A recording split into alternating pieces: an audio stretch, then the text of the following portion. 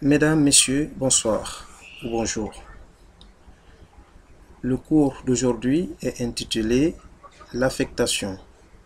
C'est un cours d'algorithme basé sur l'affectation. Mais pour en arriver à l'affectation, on va faire une petite révision générale sur les structures de base d'un algorithme. Nous rappelons une définition générale de l'algorithme comme étant une méthode logique ayant un début et une fin dont le but est de résoudre un problème. Et donc l'algorithmique est fini dans le temps, c'est-à-dire qu'il y a toujours un début, une fin et une séquence d'instructions agencées entre un début et une fin. L'affectation est un opérateur très important en algorithme et qui crée beaucoup de soucis. Alors, avant d'en arriver à l'affectation, nous allons faire un bref résumé de l'algorithme.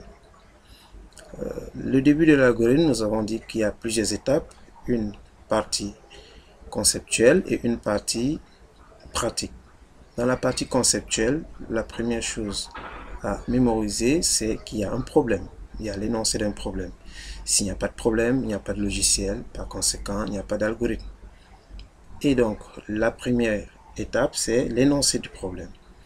Dès lors qu'il y a un énoncé, nous avons l'analyse. Donc, après l'énoncé, c'est l'analyse du problème.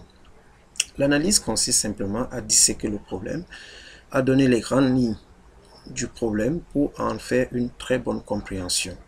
Quelles sont les variables ou bien les données en entrée, c'est-à-dire les données de base? Quelles sont les données en sortie, c'est-à-dire quels sont les résultats?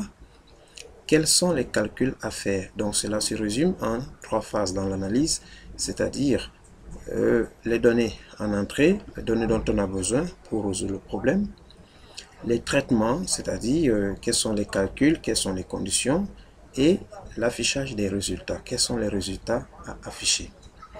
Alors, passé l'étape de l'analyse, nous passons directement à la codification. Évidemment, dans l'analyse, on peut joindre aussi la codification. Je donne un exemple. Si nous avons un problème qui calcule le montant d'un produit à partir du prix unitaire et de sa quantité, dans mon analyse, je dirais que j'ai besoin en entrée la quantité et le prix unitaire du produit. Ce sont des données de base dont j'ai besoin pour calculer la donnée en sortie qui est le montant. Et le montant, quel est le calcul ou le traitement qui sera fait? Le montant va recevoir le prix unitaire multiplié par la quantité.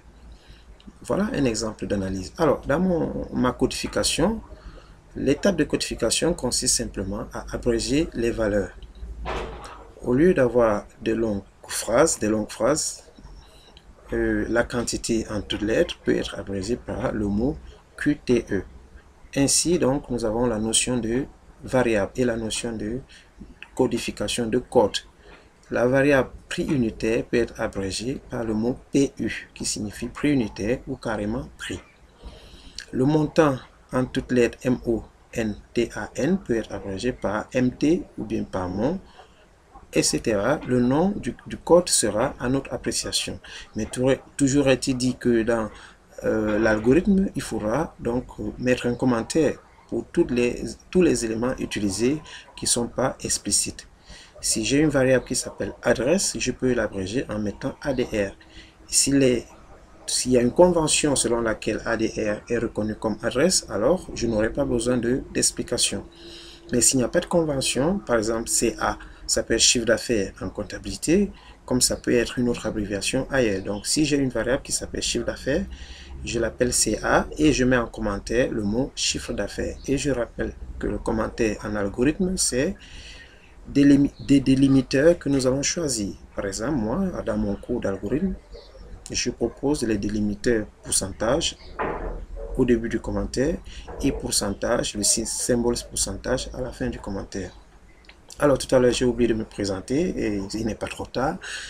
Je suis Monsieur Lefort, professeur d'algorithmique et système d'information, base de données. Je suis ingénieur développeur en informatique, concepteur des systèmes d'information et des logiciels, chef de projet web. Et donc je dispense ce cours d'algorithmique aux première, deuxième année, licence et même au master. Voilà. Vous pourrez me joindre à travers mon email, email du prof @gmail.com, ou alors à travers mon site web qui est www.africa_techno.com. Ce site sera constamment mis à jour. Alors, je rappelle les étapes de l'algorithme, les étapes de base. Il y a donc la première étape, c'est l'énoncé du problème qui déclenche le processus. Après l'énoncé, il y a l'analyse. Après l'analyse, il y a la codification, c'est là où nous étions tout à l'heure. La codification qui consiste simplement à rendre les variables plus courtes. C'est-à-dire qu'au lieu d'avoir indice de masse corporelle, un exemple, je l'appelle IMC, une abréviation, mais je mets en commentaire le nom de l'abréviation parce que tout le monde n'est pas censé savoir que indice de masse corporelle signifie IMC. Ça peut être BMI qui signifie Body Mass Index en anglais. Alors, après la codification vient donc l'étape de l'algorithme. C'est le noyau du problème. Il faut écrire l'algorithme. Et le squelette de l'algorithme que nous avons donné au cours théorique, c'est les grandes étapes, l'entête de l'algorithme, les déclarations, le corps. Après l'algorithme vient la partie implémentation, c'est-à-dire la partie programmation, où on parle de code source, code objet, code exécutable. Voilà donc une petite révision.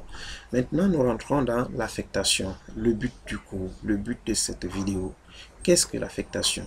Avant de parler de l'affectation, nous avons d'autres opérateurs qui sont les opérateurs classiques. L'addition, c'est le plus. La multiplication, c'est l'étoile. La soustraction, c'est la différence.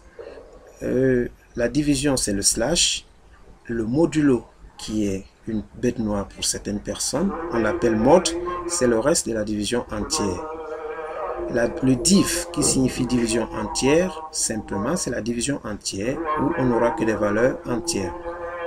Prenons un exemple pour le modulo et le div qui sont des opérateurs un peu complexes. 5 mod 2 égale à 1. 5 div 2 égale à 2. Voilà. L'affectation maintenant consiste simplement à prendre une valeur à gauche et la mener à droite. Nous allons voir dans la deuxième vidéo l'affectation. Je vous remercie de cette vidéo. À tout de suite.